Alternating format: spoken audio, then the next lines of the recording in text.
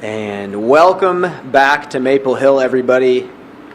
It is playoff time here on the Disc Golf Pro Tour. The Maple Hill MVP Open at Maple Hill is starting tomorrow, round one.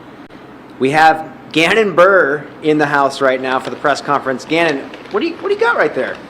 Got my newest flavor, citrus peppered teriyaki from Double G Craft Jerky. Very excited about this. Finally get my name on some jerky. It's pretty awesome. I've heard from especially Gavin Babcock, it's like his favorite flavor. He's been destroying these bags. So yeah, go check him out, doublegjerky.com. I like it a lot. It's a good mix between the teriyaki and kind of got a little bit of, I don't know, heat to it if you consider like peppery heat, I guess, but I'm really enjoying it. Well, talk about someone like Double G who had a long disc golf career, still does, and then jumps into something completely different. Are you going to do something like that in the future? Are you going to have your own can of soup company, or what do you got going Possibly. On? My goal is definitely to be in disc golf for my whole life, unless I lose interest in it for some reason. But yeah, maybe having like my own company or something like that where I can design my discs myself or apparel. I mean, pretty much just anything. I mean, obviously that's not anywhere soon, so I'll figure that out when the time comes. But yeah, it's very, very exciting to see, especially taking something you're passionate in, which I know Double G likes, like cooking jerky. So it's good to see him start his brand. Well, let's talk about you and the golf that you've recently played. You mentioned at Worlds a couple weeks ago that you got 6th place, and you didn't feel like it was your tournament to win. Can you just reflect on that tournament in general? Yeah, I mean, the one thing that kept me from the win, I had a couple bad holes, but those are kind of whatever. But really, it was my putting, which is honestly like usually when my putting's off, it's still like usable, it's still fine. But I ended up missing 8 circle 1s for the tournament, and I only made 4 circle 2s the entire event. And most of the time, I feel like I go through a disc golf round with about 2 to 3 circle 2 makes per round. So I really felt like I lost, maybe 10 strokes just off putting. Isaac beat me by 5, and I think he was the only player that was better in tee to green than me. So I was throwing the disc really good, which is honestly usually not my forte. But hopefully I can dial that in. With a couple tournaments left here to end the season. Well, is putting a week-to-week thing for you? Is it just like I didn't have it this week, no problem, or do you feel like you have to go out and fix something?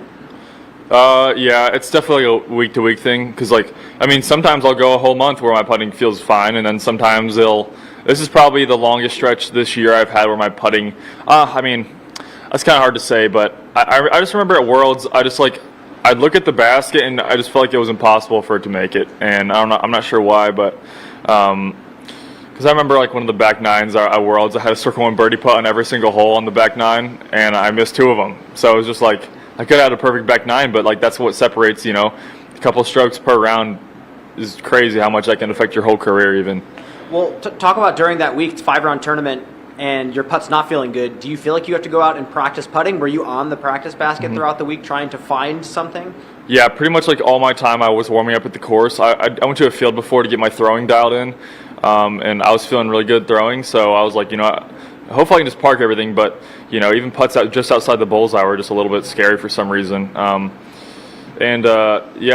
was pretty much all my time was spent on the putting green, and I tried everything. It's just one of those weeks where it's just so down to your fingertips that it's just not the week that's going to feel good, and it was kind of a terrible week for that to happen, but, hopefully, we have 3 more big events to finish the season, so if I can just putt good at these 3 to finish my season, I'll be pretty satisfied.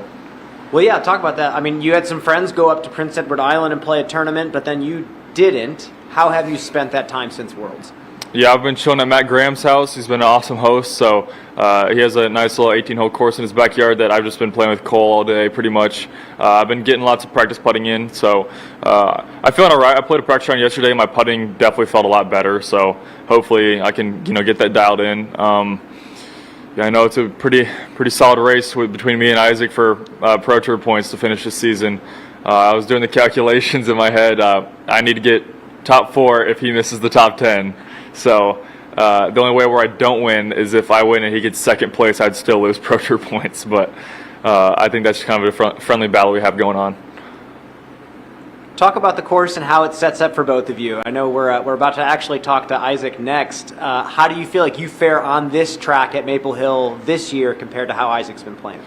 Well, we've both only played this course once in tournament before, and that was obviously last year. I think Isaac ended up getting last cash, and then I had a chance to win the tournament. But he always talks about, yeah, I played terrible at Maple Hill, but I'm like, I don't think that's what it was.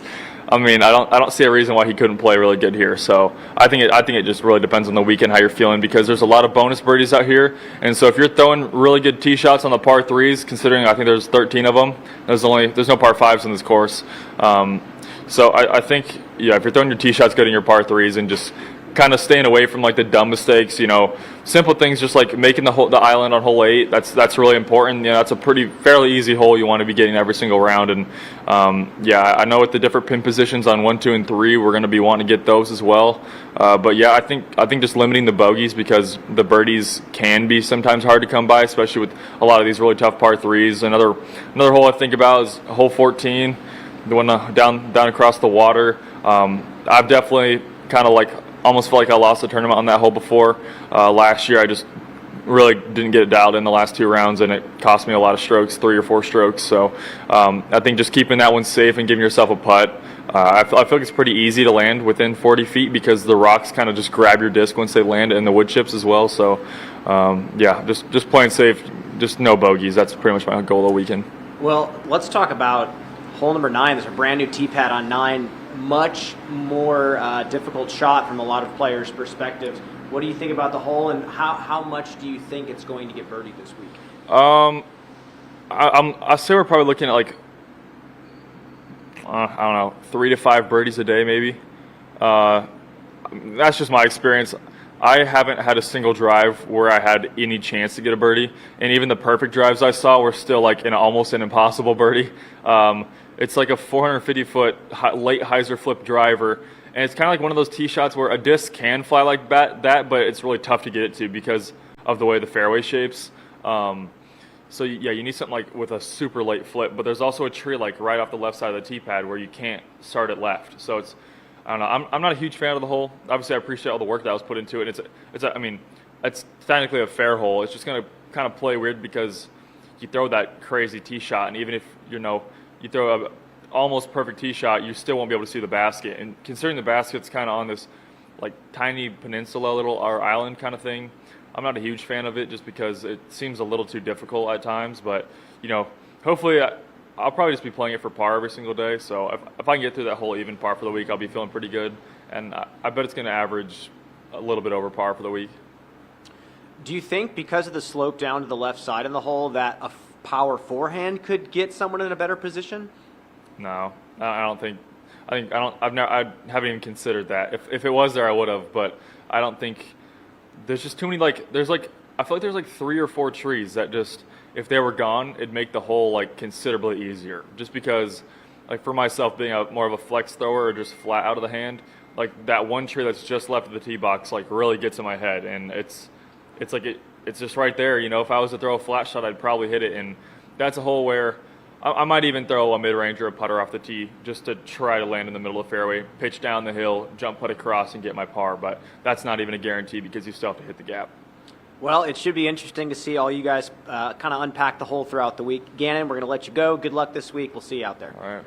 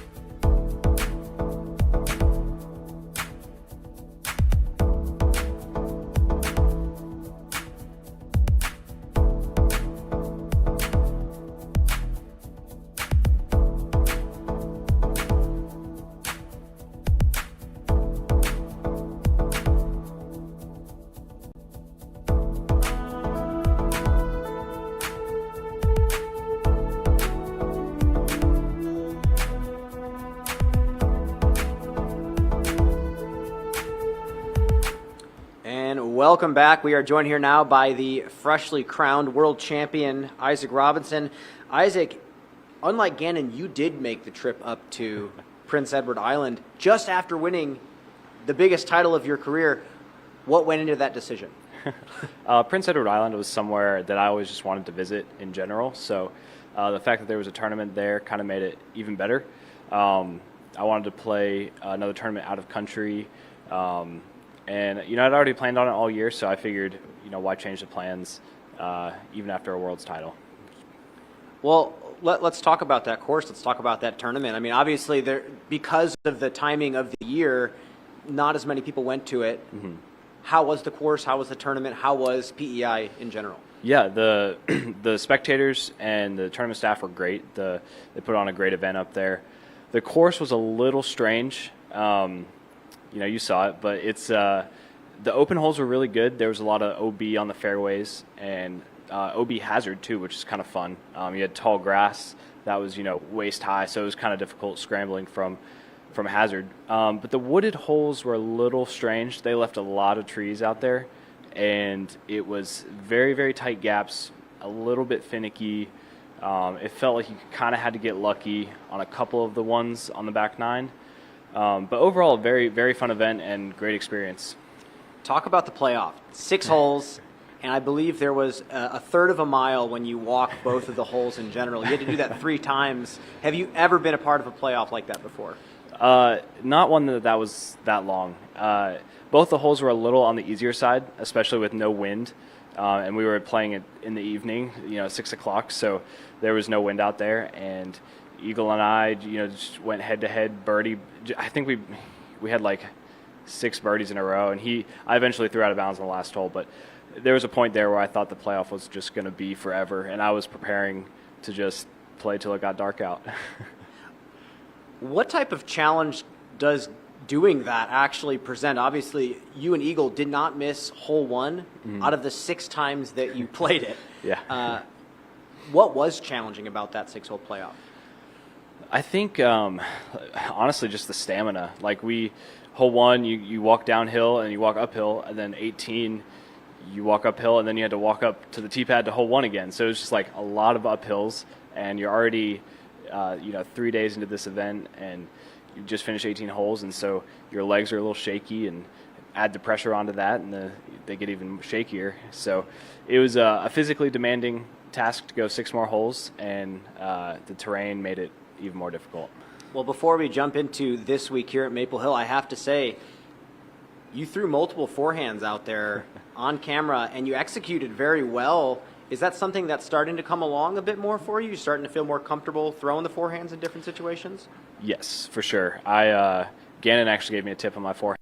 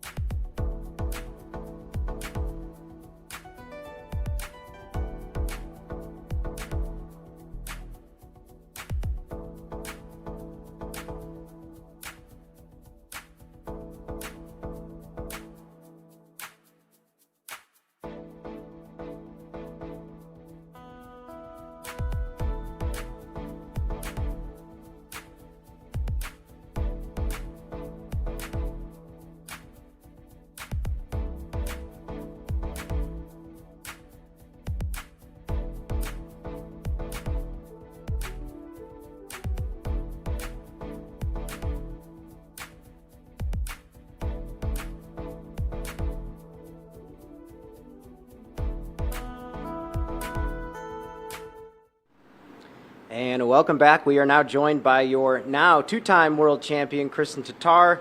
Kristin, you did not make the trip up to Prince Edward Island. You took some rest. You went to New York. Can you talk about your rest time and your leisure time here? It was a lot of fun. Not a lot of resting involved. It was more about like touristy things, but even though we were physically active, it was a nice way to get your thoughts away from the course and from disc golf. And yeah, it was a lot of fun. It was great to experience with my family. Went to see US Open, which was the greatest sports experience I've ever had in my life. So yeah, it was an epic week. Well, talk about the US Open, because the Disc Golf Pro Tour does the best they can to put on the events with the resources that we have, but nothing even close to what the US Open has. What was the experience like? I mean, it's the biggest tennis stadium in the world. So, and it was my first like big tennis event, and just seeing the people there roaring after every point, it's something that it's hard to describe with words. You have to be in it to experience it. And one of my big dreams was to see Novak play, because I think he's one of the legends of tennis. So it was great to see him in the final and actually take down the win as well. So it was absolutely a dream come true for me. Is it enjoyable for you to be a fan of sport and just not have to worry about being the one doing everything? Yes, it's a lot of fun. It's a lot of fun, but sometimes it's also hard because you don't have the control. Like if I'm on the course, I know that I have the power to change things, but just having to like take the seat back and just watch, it's sometimes hard, but it's also fun. Yeah. And one last question about all this. With how much you move around, how much you fly back and forth from Europe to here, how much you drive once you're in the States, is it hard to pick yourself up during relaxation time to actually go out and do things? I guess in a way it was the first time I've ever taken a week off while being in the States, so it was a little weird, but it was kind of fun. Now I understand why the Finnish girls take so much weeks off. So I can sort of relate to them and see that it's pretty necessary from time to time to take some time for yourself and do something other than disc golf, because there's so much things to see in the US. Well, thank you for that. And yeah. Obviously took down your second world title, which was a phenomenal performance. And then after that, you did a big question and answer on Reddit recently. Hundreds of questions came in, and you answered nearly all of them. A couple answers stood out to me that I just would love some details on. You brought up a really interesting idea about the World Championships, about potentially qualifying to a national team, something like that. Can you just elaborate on that idea? I've never actually heard it before. Just looking at other sports for like major tournaments, I feel like there's a qualifying system because there's just so many players. And we have the same kind of thing in European championships where every country is represented. And I think this year, even the smallest countries were offered, I think, at least one spot, maybe two. I'm not too sure, but I know that they were offered spots. I think this is a great way to promote disc golf, and it would also put some more weight on World Championships, and this is something that I would love to see in the future. I don't know what everybody else thinks, but I think it would be fun to sort of like qualify for your national team and have that pride to wear that national outfit, and I don't know, it's just it feels special.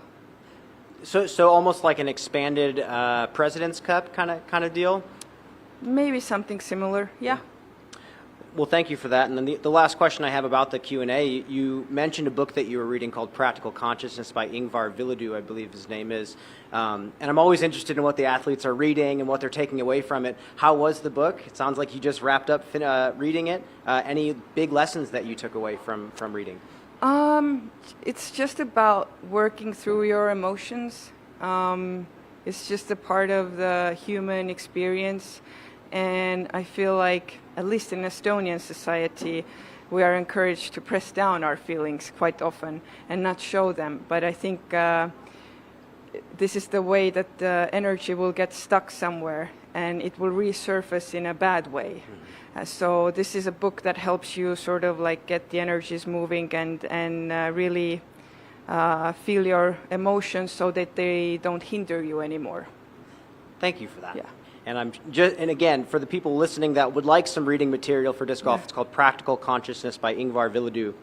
Now we're here, Maple Hill, playoff time. How do you feel about the course? How's your game feeling after the break off in New York?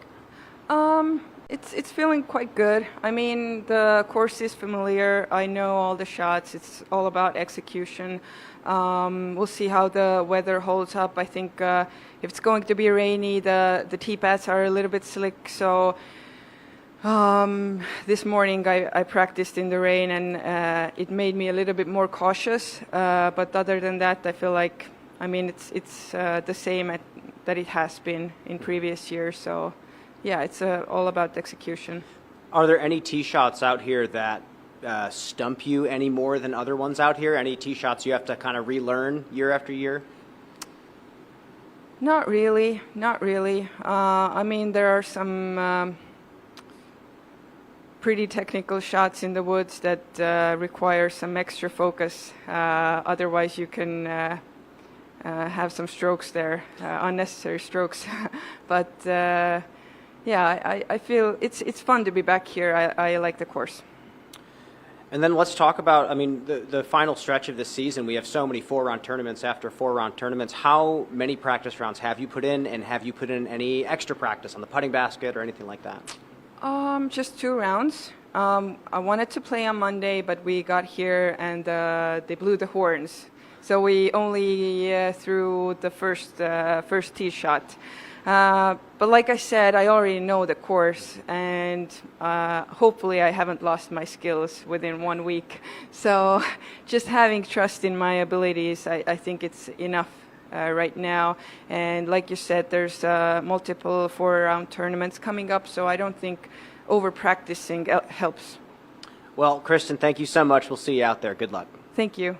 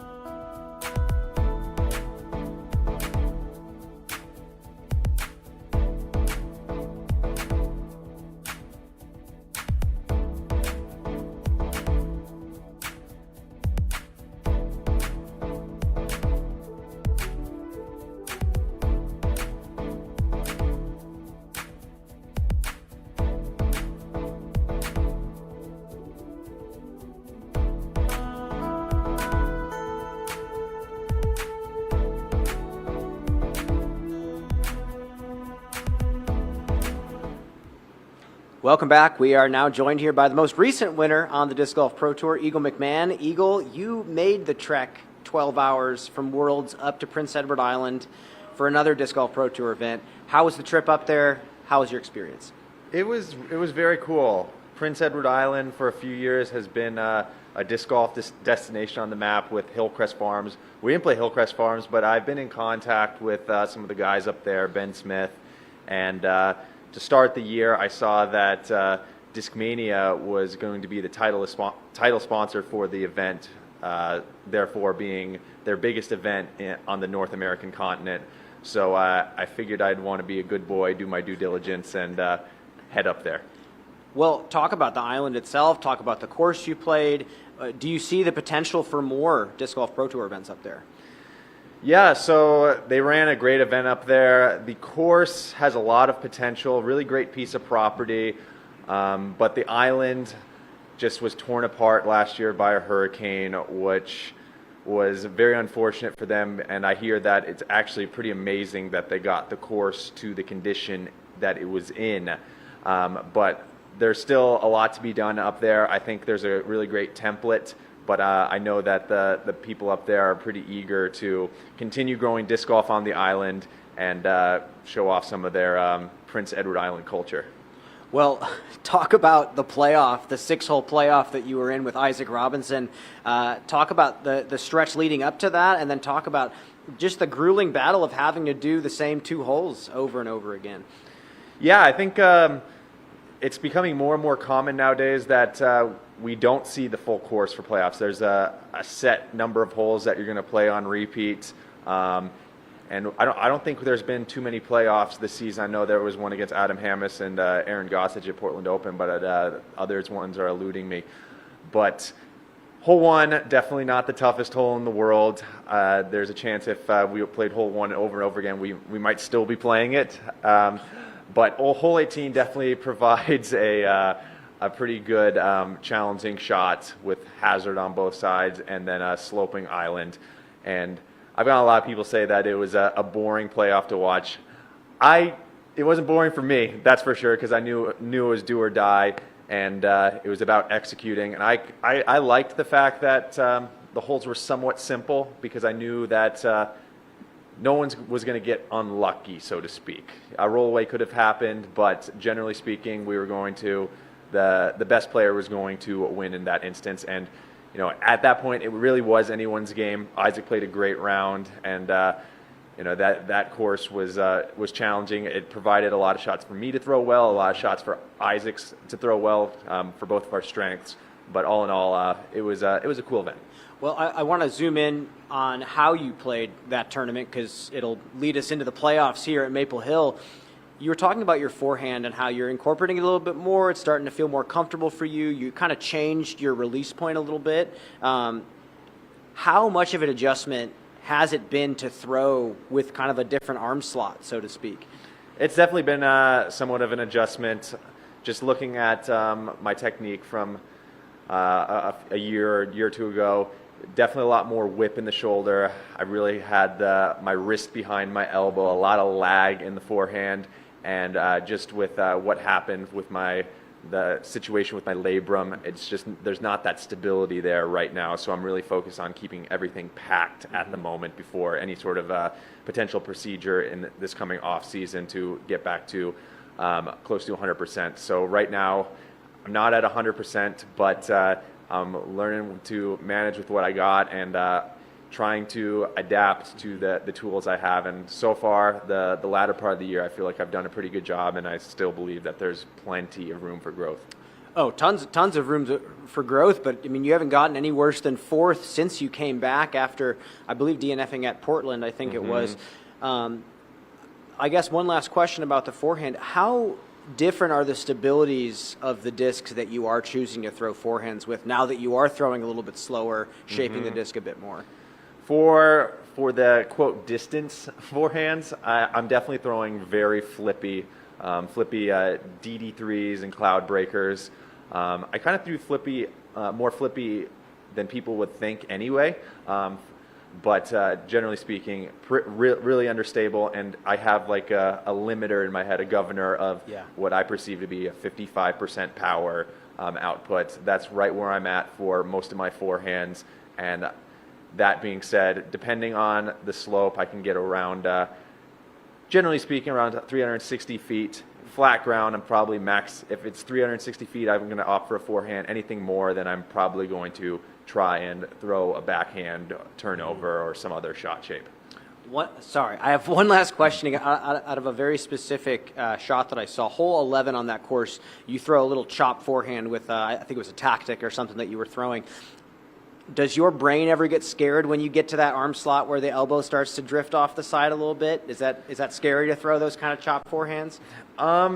Definitely. I would actually say The more overhead motions don't really bother me all that much. I'm not throwing tomahawks like Jake Wolf or anything, but I'm definitely cognizant, like I said, that 55% power output's kind of what I have in my head as the maximum output I should throw. Potentially I could throw a little bit more, but when your arms jumped out of the socket, you want to avoid that at all costs. So if I miss a hole or I come up short, then that's better than not playing the next week. Most definitely. Well, let's zoom in here. It's playoff time. You just got the win out there in Prince Edward Island. How do you feel about the course and how your game suits it right now? Really good. I have a pretty good track record at Maple Hill. Last time I played was 2021, and I had a 4-stroke lead going into the final round, and it didn't go my way, but I've had 2 second places out here, so I definitely know how the course plays, and a few of the changes definitely bring a little bit more trouble into the equation. Hole 18 especially, there's not a very easy layup zone, so that's definitely going to get a lot of players, and hole 17, you really have to execute a really good tee shot, but at its core, Maple Hill is the same. Oh, and hole 9, that's the biggest change by far. That's a incredibly tough tee shot. Yesterday when I was practicing, I was puring tee shots and was not even getting around the corner. So it's a very far hole, borderline par 5. So I think that's definitely going to be playing over par. So Maple Hill, I would say, probably 2 to 3 strokes harder than average. But of course, the field is always getting better and better. So maybe 1 or 2 strokes. But the magic's still here. It's Maple Hill. We all love it. Well, talk real quick about 9. I've gotten some pretty skeptical answers from Gannon and Isaac Robinson. Isaac not even going to attack the hole for birdie. And you can say this from a very objective standpoint. Do you feel like the design has missed the mark, or do you feel like the hole is so challenging that it's going to take a while for players to unpack the tee shot? Yeah, so first off, I just want to, this kind of goes without saying, this goes for a lot of courses that we play, and we would be nothing without tournament directors and course designers putting their hard work into everything. But from a professional standpoint who plays a new course virtually every week, I feel like tournament directors, course designers, they think they need to make it harder than it needs to be. For example, I'd say if that hole was 30 feet shorter off the tee pad, amazing par 4. Push it back another 60 feet, great par 5. So it's kind of right in between, and maybe flash forward a year or two, the elevation of the whole field of disc golf will cater to that, and that's going to be a normal par 4. But currently, that's definitely pushing the edge, maybe kind of Northwood Black. So I really appreciate them wanting to make something really hard, but we'll see how the scoring is this week. Well, you mentioned Jake Wolf. We could very easily see him throw the tomahawk up there, and that could be the play. All he needs is a little gap. Yeah, we'll just have to see. But you know what, Eagle, thank you so much for the clarity. We'll see you out there. Good luck. Thanks.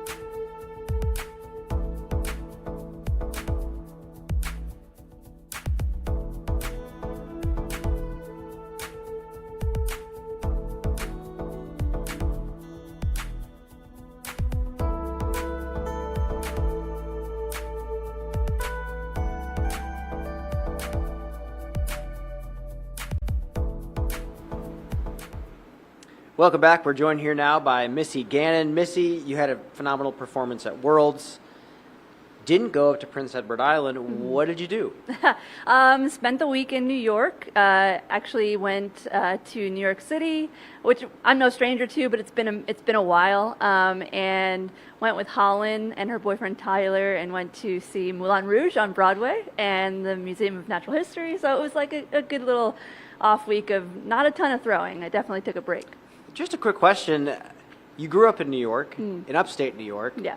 How often does someone from upstate New York actually go and frequent the city itself? Yeah, it's funny because like I'm upstate New York to New York City folk, right? But technically I'm from Southeast New York. I'm an hour train ride away from the city. So, you know, I definitely didn't go as much as you would think I would, being that close to the city. My husband, Tom, he worked in the city actually for several years, so he's used to that commute. And yeah, I don't know, it's just like a cool place to go, but, you know, too many people most of the time.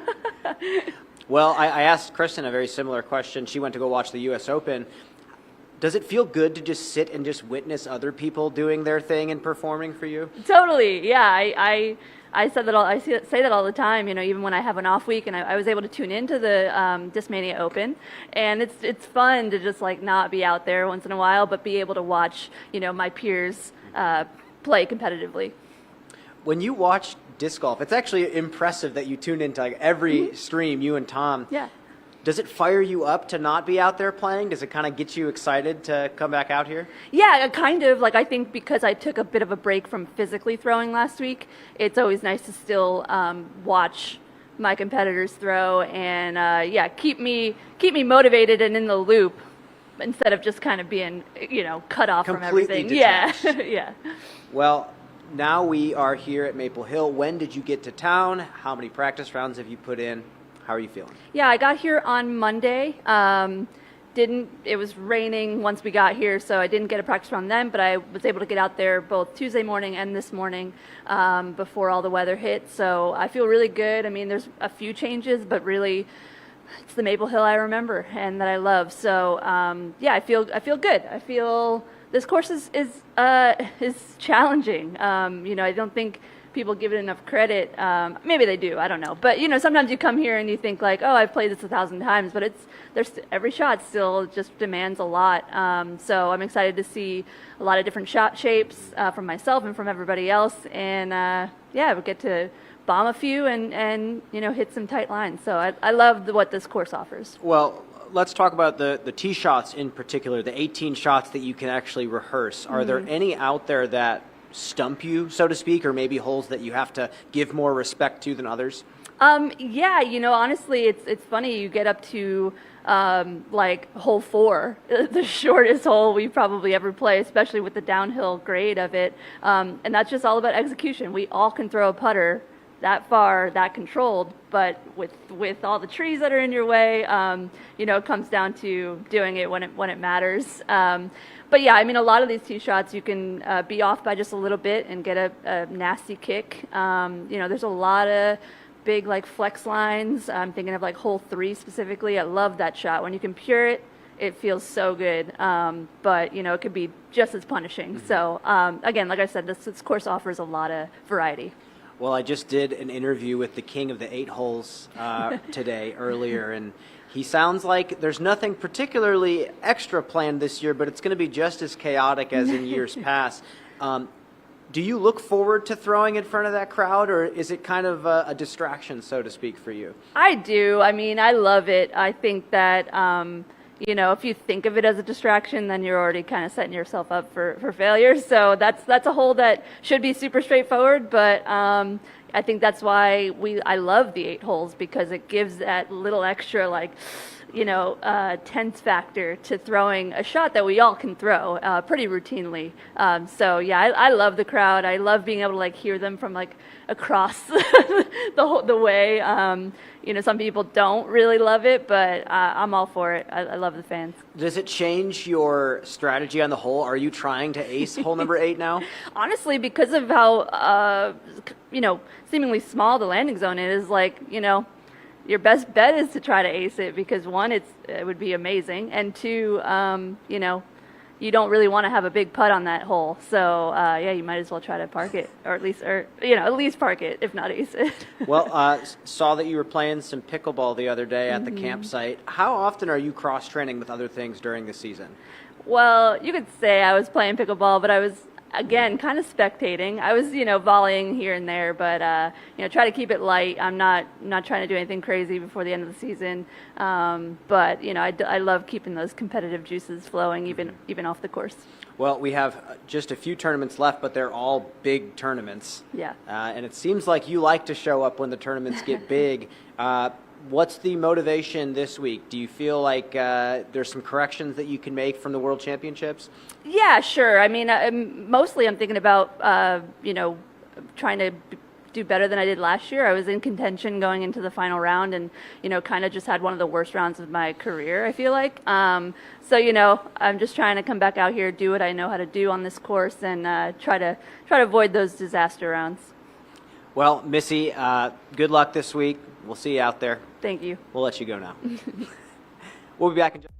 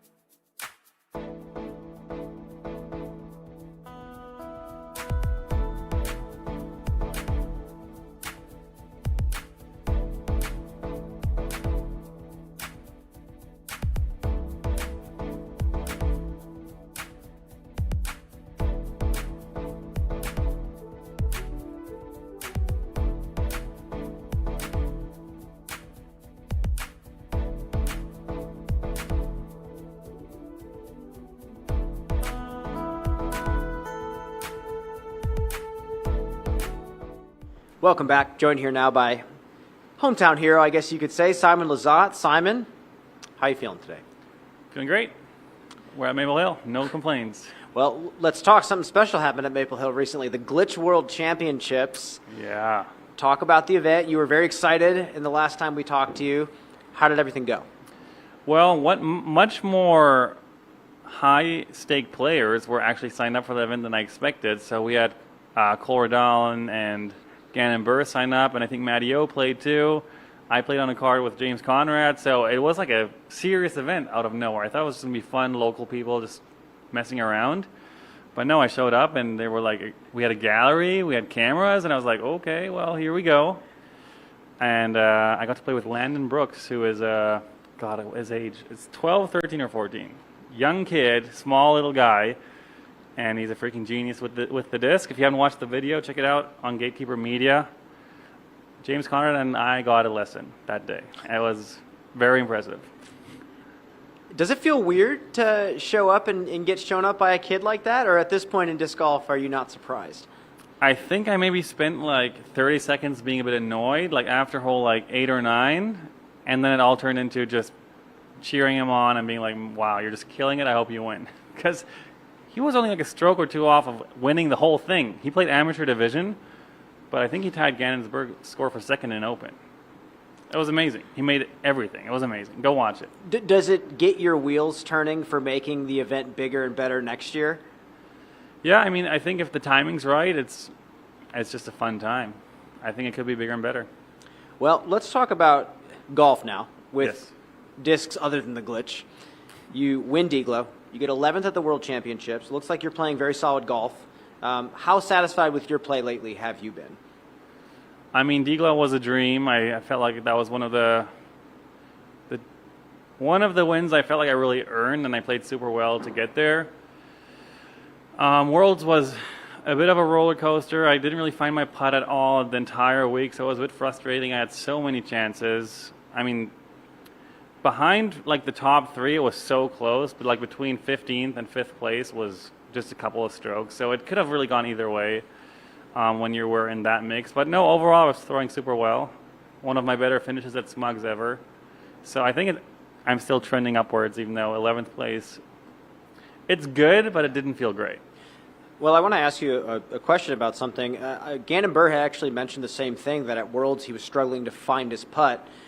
For you, what does that mean? Is it just a mental thing? Is it a physical thing? What do you do to find it? Like, I don't know. I wish if I knew the answer, then I would just do it every time, I think. well, when you say I need to find my putt, Yeah. what do you try to do?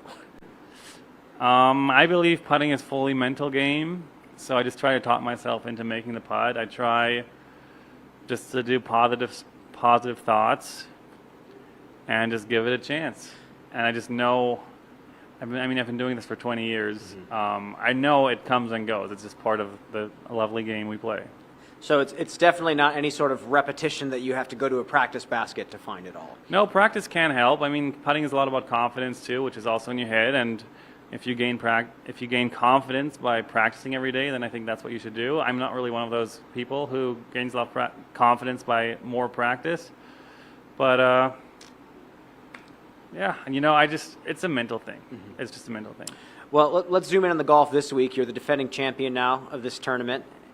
How different does this course play for you this year compared to last year and how you saw the game? It's pretty similar. I think the first 3 holes have 2 pin positions, which is going to be interesting for moving day. I think there's some OB added on hole 17. 18's a bit tighter.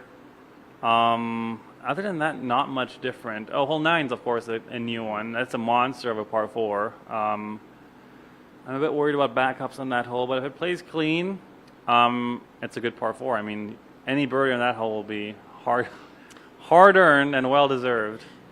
So, yeah, it's Maple Hill Golds, It's a battle. From T1 to hole 18, it's a battle.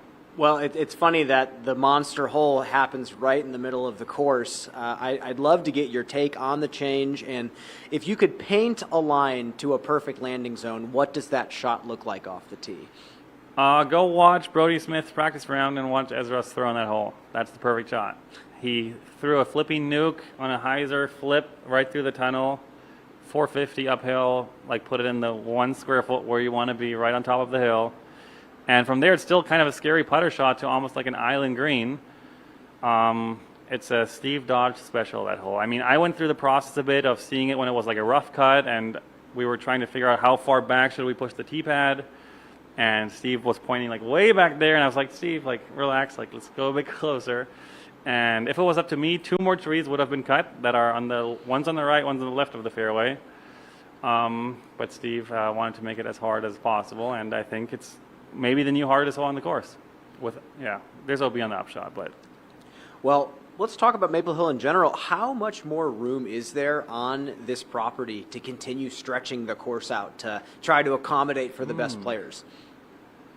I don't know. I don't know the lot lines very well. I'm sure there's plenty, but I couldn't really tell you exactly. Well, then let's talk about your game this week. One last question for you. Yep. What is it going to take for you to take the repeat down?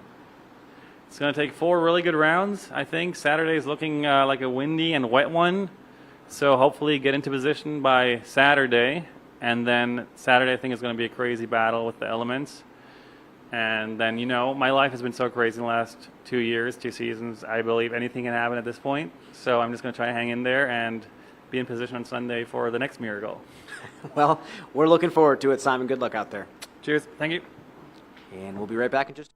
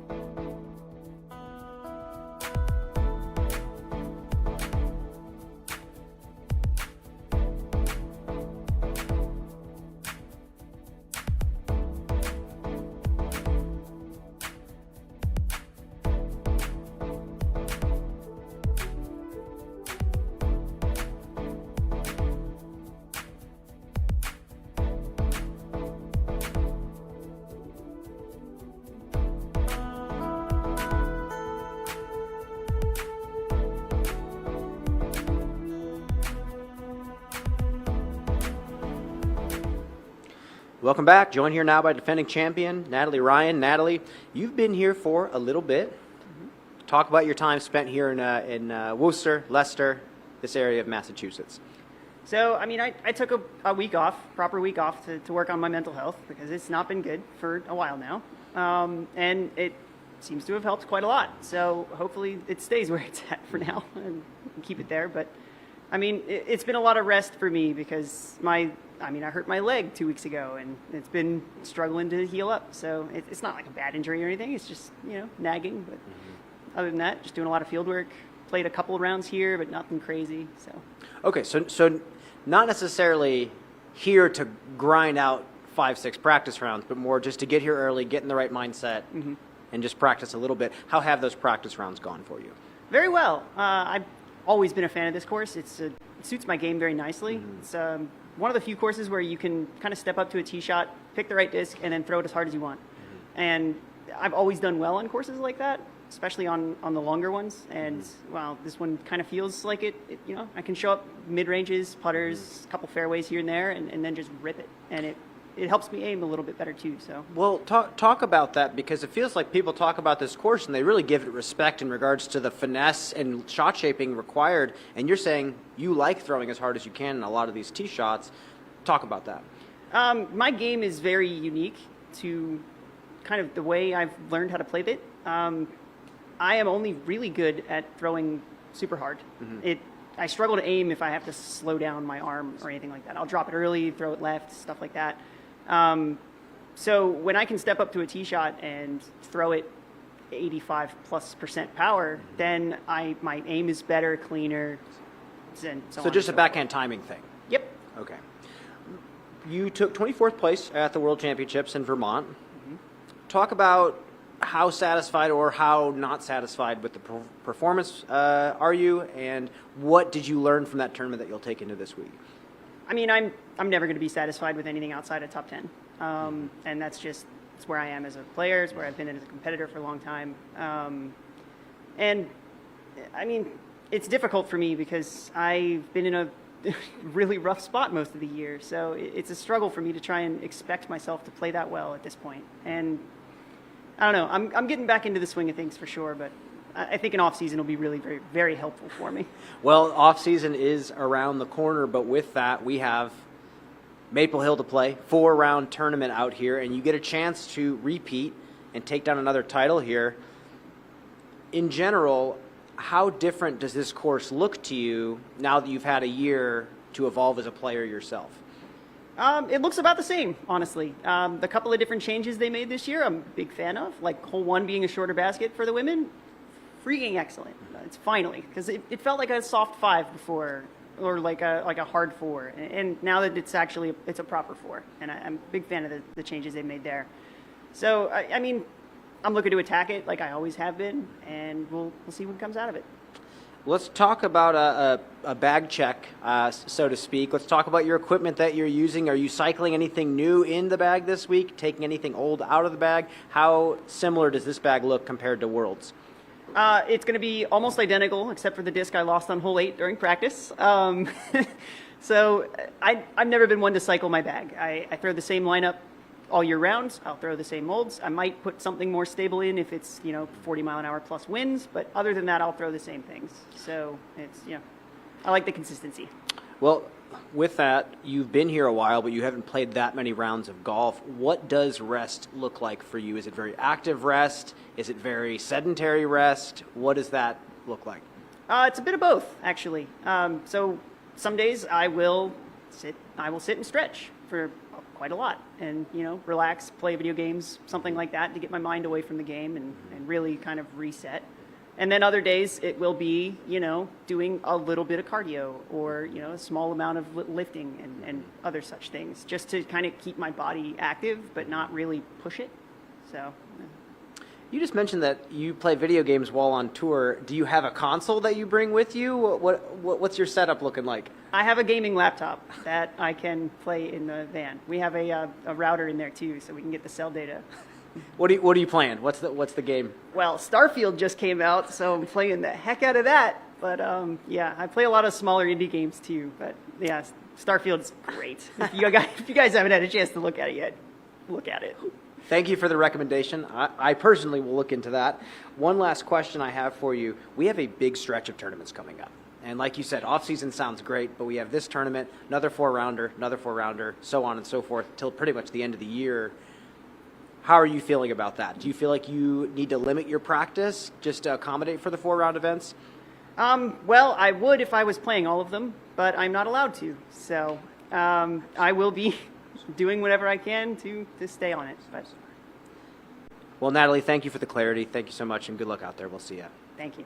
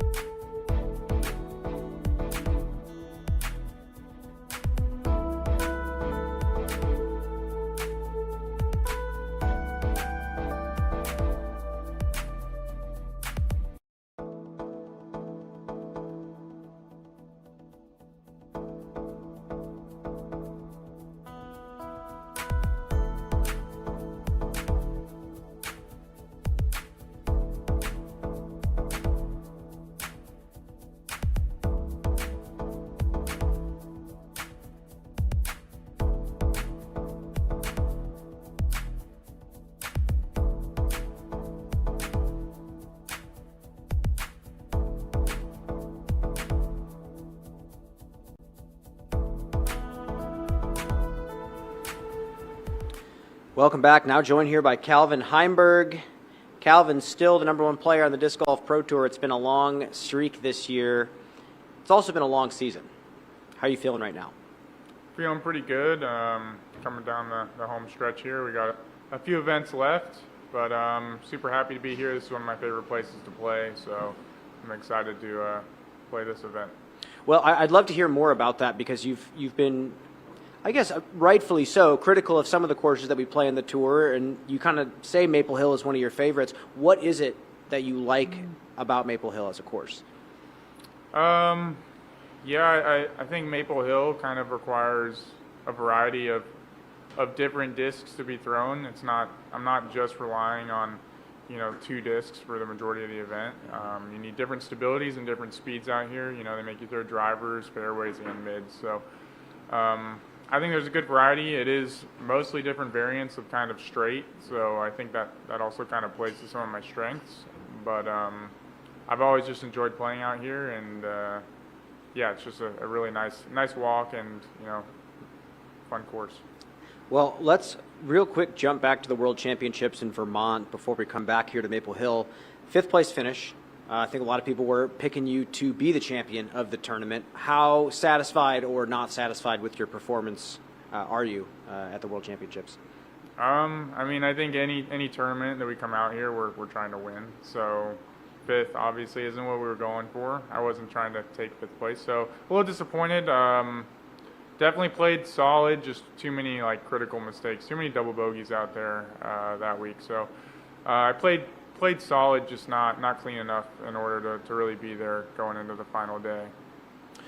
When you tap out on the final hole of a World Championship, your next tournament is obviously here with a week between. What are you doing? Are you practicing? Is there anything that you are taking away as a lesson from the World Championships? Yeah, there's definitely practice. I got some extra practice in out here. And, yeah, I think after every tournament you kind of look back and see what you did good, what you did wrong, and try to fix those mistakes for the upcoming event. So you got here right after the World Championships? Did you drive straight here? I didn't drive straight here. I spent a couple extra days in Vermont visiting some friends. But I did make it here early, and, I've gotten my fair share of rounds out on this course. Talk about the new hole 9. A lot of players talking about that tee shot as being extremely difficult, and your name has popped up as someone who might have the play style or the shot to throw that tee shot. How are you feeling about that hole? Yeah, new hole 9, probably the hardest hole on the course. It requires a really big tee shot in order to get into a place where I would even think about going for birdie. So it's still a hole I'm not entirely sure if I'm going to be aggressive on. It's a little more straightforward to play for par than it is for birdie. Birdie brings in quite a few different kicks if you are a little off. So, yeah, I know I can get to where I need to birdie, but I'm not sure if it's a play that I want. The first couple of rounds, I think it may be something I really only go for if I'm trying to gain strokes, and I need that stroke. To get to the proper landing zone, are you able to get there with a fairway driver, or can you club up, or do you have to club up to something faster? I think you pretty much have to club up to something faster. I think you can get down there with a fairway, but you're never going to make it up there to the top of the hill, or at least I can't make it to the top of the hill. Basically, if I throw a fairway, I'm giving myself a blind shot into the green, which with the amount of elevation that it drops can become pretty touchy and not necessarily the shot that I want to be looking at going on the green. I think at that point I'm laying up. So yeah, there's one tree on that right side that kind of pops off on the right side, and it's right where discs kind of want to turn. So it changes the shot from being something that's flat that kind of turns to needing to start something that's flippier out on hyzer and have it turn later down the fairway. So I think that there's that one tree on the right is really what makes the hole difficult. So then with that said, you said you're only going to be playing that tee shot for birdie if you feel like you need to gain strokes. Is that now going to change your game plan to something even slower than a fairway? Are you throwing maybe mid or even a putter off the tee? Yeah, I've definitely been practicing throwing some mids off the tee. Kind of playing a little shorter and then even bailing out a little to the left seemed to leave you with a pretty routine up and over the hill, and then should be an easy approach. So yeah, I've definitely been messing around with the mid-range on that hole. We got a long stretch of tournaments coming up, some big ones as well. What kind of practice are you actually putting in? Are you doing field work? Are you actually like trying to refine other parts of your game at this point, or is it more showing up and just trusting the skills? I can't say I've done any field work this week. It's really just been coming out here and playing, but putting in some extra time on the putting green. Just haven't quite felt as good as I would like on the putting green, and so I put time in there. But as far as throwing, I'm feeling pretty good going into the last few events of the season. How do you practice putting? Do you randomize spots? Are you doing anything specific, or is it more just like repping from the same spot? Me personally, I like to kind of change up spots, make everything a little bit different. Changes putting from being like this methodical, I'm just doing the same thing over and over, to like you actually have to kind of think about it. So I change it up, and then I'll change my stance kind of in the same set, whether it be straddle out left, straddle out right, normal staggered stance. So I like to mix it up because I think it keeps the practice mentally stimulating, and you're never just kind of jumping into some mindless rhythm. One last question I have for you before I let you go. Just kind of a quick bag check. People know you for just a few discs that you throw. You're kind of famous for them, but has anything new come into your bag, or have you taken anything old out of your bag this season? I mean, there's stuff that floats in and out, but for the most part, the core of my bags remain the same. I got that new fairway driver with Millennium, the Vila, that I've been throwing the Helio version of that, and it behaves very similar to the Eagle. But other than that, I occasionally have something in that 9-speed slot, like straight 9-speed, sometimes with Thunderbirds in and out. Sometimes the Quasar or Boss is in there, but for the most part, the core of my bag has been the same. Perfect. Well, Calvin, thank you so much. Good luck out there. We'll see you. Thank you. We'll be right back in just a few.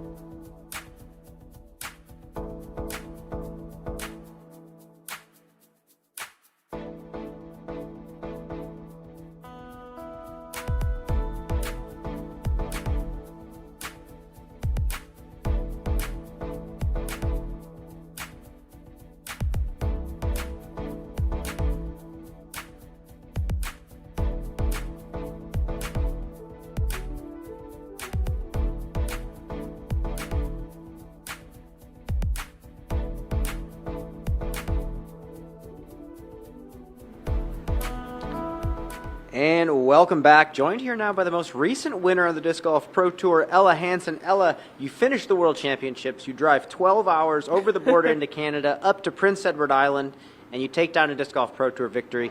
How was the trip getting out there? It was pretty good. I was traveling with my friends Andrew Fish and Chandler Fry and my mom, and we all piled into a big rental car and just drove on up there. It was real fun. What is it like having your mom out there on tour with you? Was it fun for her? Was it fun for both of you? How was it? Yeah, it was fun. I mean, I think she had a pretty good time. She was there out with me for Worlds and for Discmania Open, and yeah, she, I think, enjoyed being in the Northeast. It was nice to have her out and give her more of a taste of what my life is like. It's funny that you use Prince Edward Island. It feels like a fairy tale place to show someone what your life is like. Yeah. Talk about the tournament itself. Talk about the course. What was your experience like out there? Yeah, kind of a similar event to last year, the Canadian National Championships up there. Definitely the course felt some of the effects, not some, a lot of the effects of the hurricane last year. And so it felt a little rough. There was definitely some new holes that were, I think, temporary. But I think the property itself is a great place to play disc golf. And just being up in that area was lovely. In terms of my game, I feel like I was really just trying to lean on the trust, trying to throw good shots, and believe in myself. Easier said than done out here on the Yes. tour. I completely understand that. Let's talk though about the tournament before the Discmania Open. Let's talk Yes. about the World Championships. Yeah. 14th place. You're currently 4th in the rankings on the Disc Golf Pro Tour. How satisfied or not satisfied with that placement are you? Not super satisfied. I obviously wanted to score pretty well out there. I know I can play really well on those courses, but it's also, they're challenging courses. If you're a little bit off, it looks like you're really off. And I think I looked at my stats, and I was 14 over on the front nines for all 5 rounds and 11 down on all the back nines for all 5 rounds. So definitely, I think, was feeling some slow starts out there, but not super satisfied, but also really happy with how I've been able to play before this season to put myself into this good position going into these last few tournaments. Well, then you follow up the World Championships with a victory on the tour in Prince Edward Island. Talk about, I guess we could talk about the elephant in the room. It was a smaller field compared to the rest of the tour, but did the win still carry the weight for you because you were able to close it out? Yeah, I mean, it definitely felt good. It certainly is my biggest win to date, I think. But definitely, I'm not going to understate that it was a smaller field, that it was, the week after Worlds. And I think there was a lot of different factors that led to that. So I want to maintain that I'm proud of that. And also I feel like it's not even close to what it would feel like to be winning an elite event. Do you feel like there is still a big level of confidence carried into this playoff event here at Maple Hill? Yeah, I think so. I mean, I won by a pretty good margin, and but it got close. It was within 2 strokes during that final round, and so just knowing that I was able to keep my head and keep pushing and play good disc golf when kind of under that level of stress definitely keeps me feeling confident heading into this weekend. Well, let's talk about this course here at Maple Hill. It seems like there's a lot of very specific lines that it makes you throw. Are there any tee shots here that stump you, so to speak? Any that you feel like you have to practice extra out here?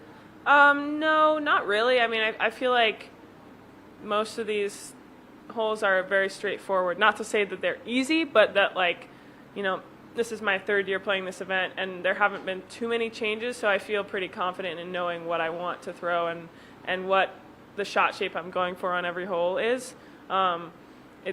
This is the kind of course where, as long as you know it, it feels like it's just a question of whether you can execute, whether you can scramble, because you can hit as many gaps as you want. You might hit a tree, you might be off the fairway. So just trying to put together as complete of a game as possible, I think, is what's going to win this event.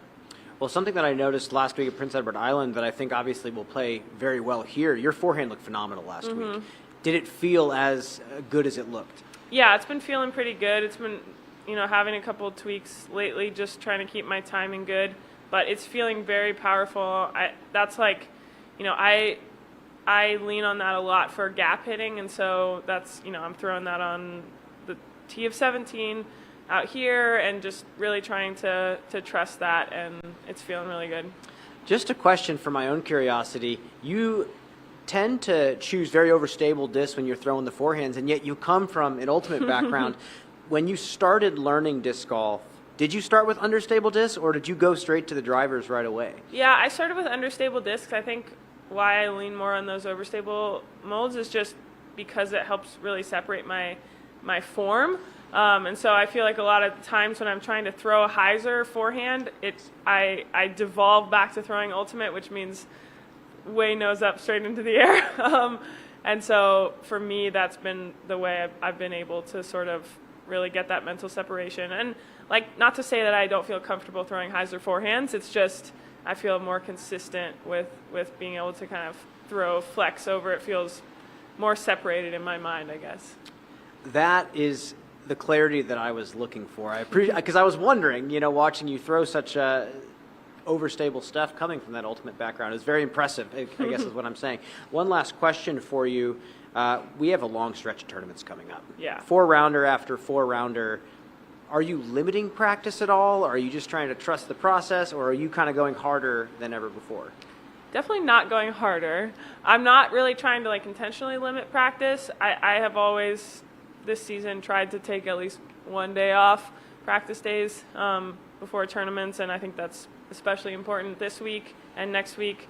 I definitely don't want to be pushing harder because, it's the end of the season, bodies are tired. I don't want to do anything stupid, but just doing stretches and mobility and PT exercises every day, making sure that I'm just staying comfortable with my body. The body's feeling good. And like I said, this week I know the course, so it's really just a question of being comfortable, seeing if there's any holes where my game has changed enough that I want to change the shot that I'm throwing. I think next weekend is going to be a little bit more of a grind because it's a new course for pretty much everybody on tour, I think, for all the FPO players. So that's going to require probably a little bit more practice. But, I'm trying not to overdo it. Well, thank you for that clarity, Ella. As always, good luck out there. We'll see you. Thank you. We'll be right back in just a few.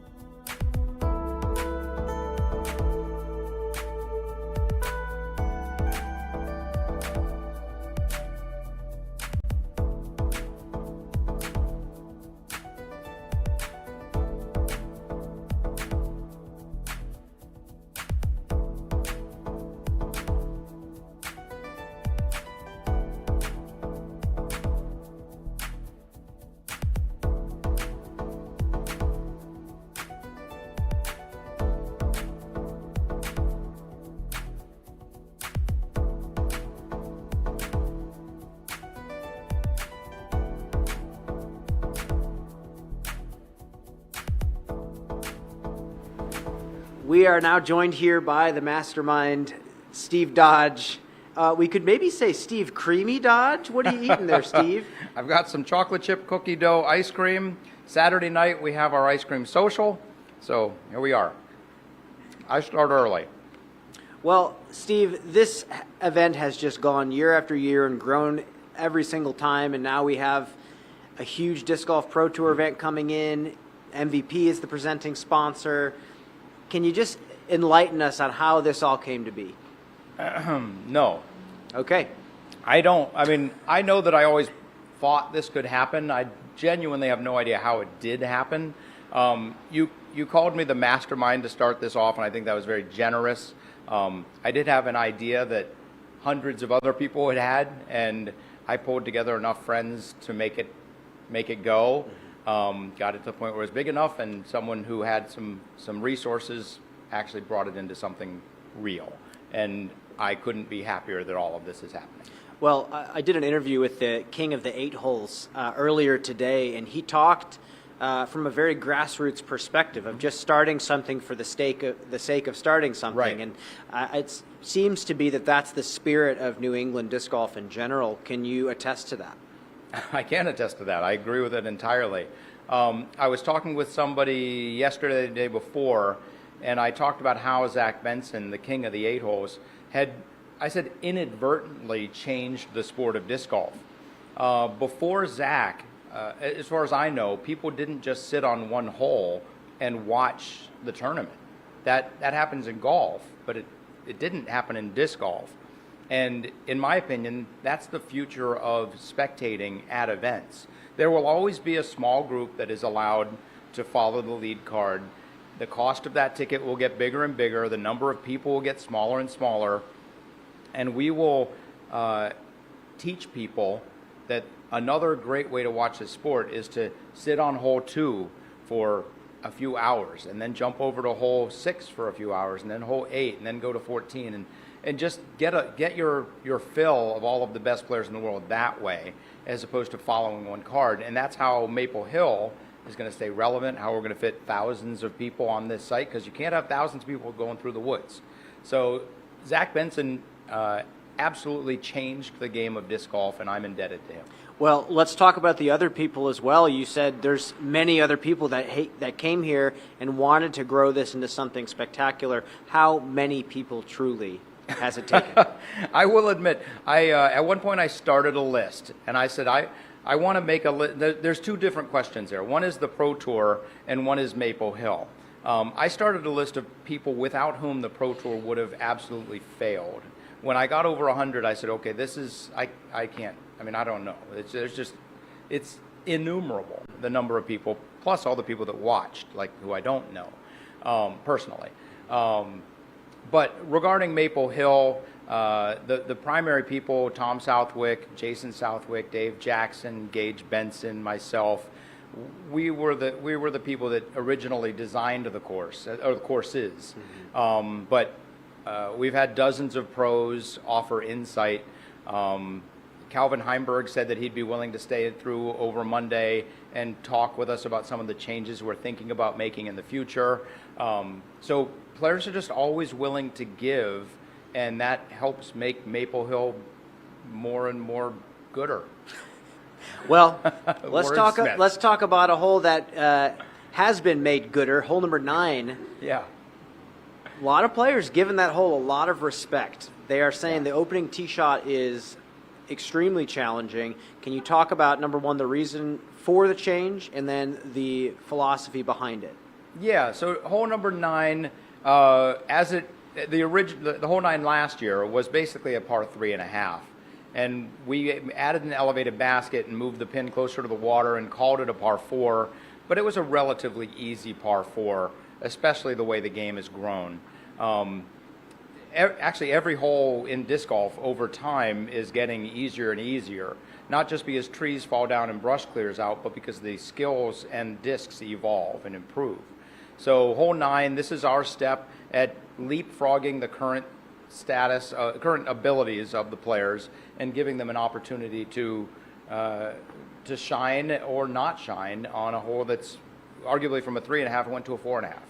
So And we look forward to doing that to several more holes over the course of time, the next few years, and making Maple Hill, continuing to have Maple Hill be relevant as the players get better and better. Well, and that's actually the next question I wanted to ask you was, how much more room does Maple Hill have to expand? How many more holes have room to keep making them harder and harder?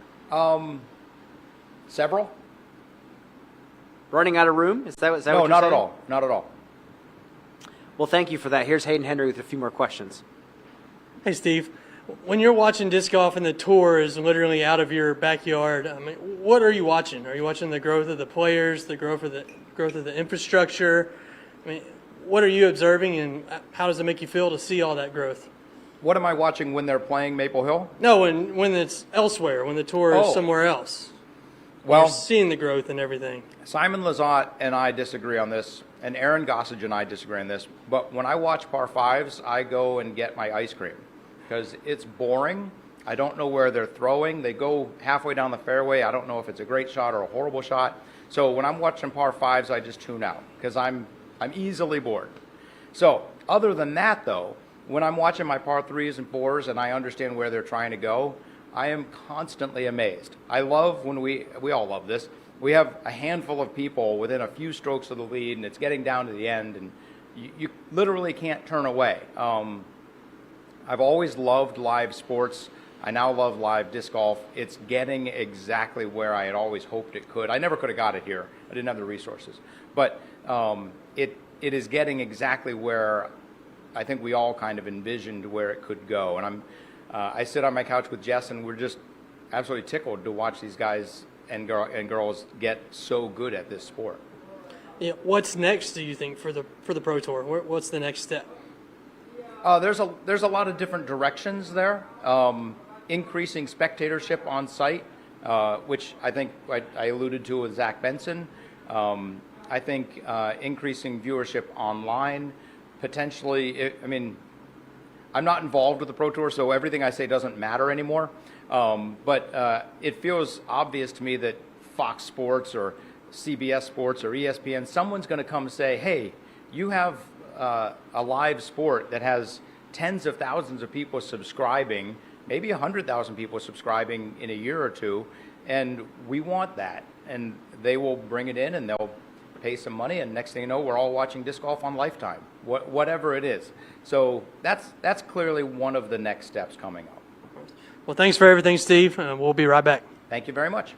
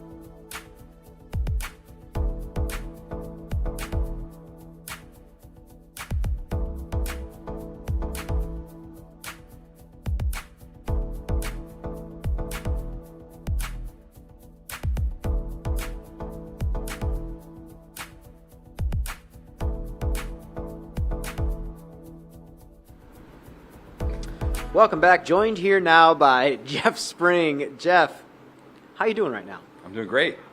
Here at Maple Hill, Yes. final playoff event of the season. I guess the big question is, what can we expect new this year compared to last year? New this year? Well, I have not yet been out on the course, but I've reviewed the caddy book, and I know that I've heard a lot of good things about the new MPOT on 9. So I know that that's new. We have 3 B pins on Saturday, on move-in day for MPO, and 2 for FPO, and then a short pin on hole 1. So generally that's what's new. MVP was our closing event of the Disc Golf Pro Tour season before the Tour Championship last year. So that's the same. We're handing out some big trophies for Point Series champions at the end of this event. And we're also crowning some United Series champions. So we're excited to bring home the season at one of the best courses in the world. Thank you for that, Jeff. I do have a question for you as a course designer yourself. Do you like the idea of the pin positions changing throughout the week at a 4-round tournament? I think if you can execute it well, I do like that idea. We did that in, I think, 2015 GMC. And it may be a little bit ahead of its time at that point in time, where players say, hey, we only have so much time to practice. This track people know really well. I think with the limited amount of holes, it adds a nice flavor of variety. And I think it's something that will continue to evolve over the next few years, catch on a little bit. So you're saying more of a standard on the tour? It's going to be up to our great event directors and course designers to decide how they manage their events. But I don't think, as long as it's executed well, I don't think we're going to say, hey, don't do it. Mm-hmm. I think that the challenge is if there's uncertainty for the players on a short practice schedule, it could become problematic. As long as it's not problematic and it adds the positives that course designers are looking to add, the variety, then it could be a big win. I remember you calling the players back in 2019 at Maple Hill when you had just gotten the job as the new head of the Disc Golf Pro Tour, and now we're back here, and you're still in the job. Congratulations. Thanks. How has your view of disc golf changed over the years since you first got the job here? My view of disc golf, personally, is that I play less. I still love playing. I compete almost zero, but I still love playing, and I think that reminds me of what a lot of the fans and the players love about the game and what motivates me. In terms of the business side, it's evolving quickly. The pandemic was an accelerant, as we've noted throughout the years, and business needs are business needs, regardless of whether it's a sport, like the NBA, NFL, like some of the bigger leagues, or an emerging sport. So we're working hard to grow, as an organization and as a business, but to keep the motivating factors of the spirit of the game, the community, and then the connection to nature up front and center as we do that. So certainly evolving on the business side, but in terms of the personal love and motivating factors, I think that's just rock solid as normal. Well, Jeff, here's a few more questions from Hayden Henry. Hey, Jeff. Just 10 days removed from the World Championships, have you had a chance to sit back with your team and assess that event, overall from a competition standpoint to a media standpoint? What's your quick reaction to how that event went overall? We've had a bit of time. We're almost at the end of the road in terms of reconciling every nook and cranny of the event, finances and feedback. But the overall takeaway is just that it ran super smooth. It was our first time having over 3,000 fans on site at Smuggler's Notch Disc Golf Center ever, and our planning and preparation paid off. I think that it was actually one of the smoothest events I've ever run. So to be at that scale, one of the biggest events I've ever run, I'd say it's a home run for our organizing team, the Smugs team, the PDGA, I couldn't be happier. We had a great turnout for the ancillary events, field events, Fall Fest, live music, and everybody seemed to just have a great time. So it's kind of quiet on on the home front there, and I just see that as kind of pointing to, hey, it ran really smooth and it ran great, and all the parties are really happy. So I'm just happy with it, and probably, the biggest effort I've personally made to get an event to the finish line, and proud of our team.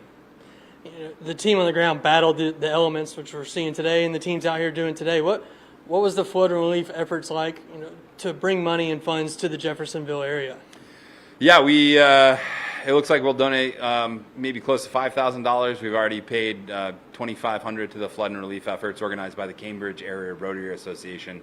That was July, I think, 11th that the town of Jeffersonville and the town of Cambridge flooded, along with, I think, like 6 to 7 other Vermont towns. So there's a lot of rehabilitation of property and homes, and of some families that were impacted. And I'm just happy that the event and the community of disc golfers could rally and donate a little bit to the community.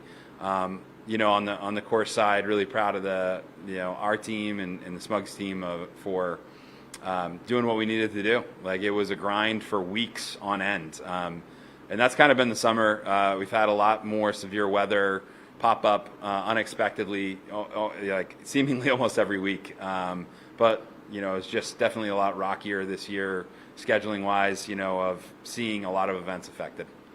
All right, we're here for an incredible week at Maple Hill and then a furious finish to the season. What does the finish look like for the Disc Golf Pro Tour and then going into the off season as well? Yeah, I mean, it starts right here. Where last year, I think it came down to like the final hole between Paul McBeth and Ricky Wysocki to determine the point series champion. And I'm excited to see if there's any fireworks at the end here. Certainly possibilities with this event counting for everyone. It's not a droppable event, so the points here are big. It's a 150-point event. And then watching that line to get into the Tour Championship is going to be huge this week. Watching people, I think last year I was heartbroken to see Ben Callaway go from making the Tour Championship to falling out of it in a matter of like 3 holes, and watching him, kind of heartbroken up the 18th fairway. So while that's hard to watch, it adds to the excitement and drama of this setup and who will make the Tour Championship, which has been record-setting purses year after year. Big deal for players, big deal for sponsors. But excited to see the U.S. champions crowned coming up, U.S. Women's, USDGC. Throw Pink is with the USDGC there at Winthrop. And then, looking forward to a new format at the Nevin, I think the Matt Keats Memorial Course at Nevin Park down in Charlotte for the Tour Championship. We have pivoted. We've got 17 and 18 wide open now on an area that can soak up more crowd. We've redesigned around it, and shout out to Mark Huther and the Charlotte Disc Golf Club for doing a great job there. I'm actually flying out to go see the final changes and put a stamp of approval on it in about an hour. Well, incredible stuff. I'll let you get on the road. Thanks, Jeff. All right, thank you. And with that, we are going to wrap up the presser. Round 1 of the MVP Open begins tomorrow. We'll see you then.